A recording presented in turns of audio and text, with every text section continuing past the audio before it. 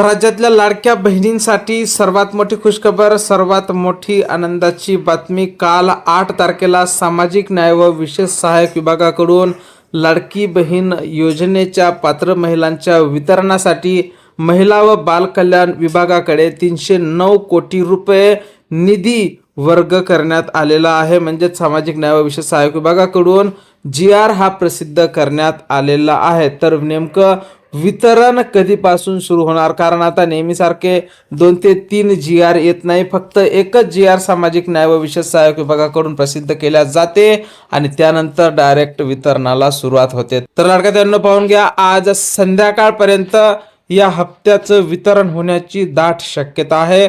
आणि आज जर वितरण झालं नाही तर उद्या संध्याकाळपर्यंत वितरण हे होईल. म्हणजेच शनिवारपर्यंत तरी या हप्ते वितरणाला सुरुवात होण्याची शक्यता आहे. या हप्त्याच्या वितरणासंदर्भात जसा पहिला मेसेज येईल, सर्वप्रथम त्या संदर्भातला व्हिडिओ तुम्हाला आपल्या चॅनलवर पाहायला मिळेल. त्यामुळे तुम्ही जर नवीन असाल तर नक्कीच आपल्या व्हिडिओ लाईक करून चॅनलला सबस्क्राईब करा. भेटूया पुढच्या एका नवीन व्हिडिओमध्ये महत्त्वपूर्ण माहितीसोबत. जय महाराष्ट्र.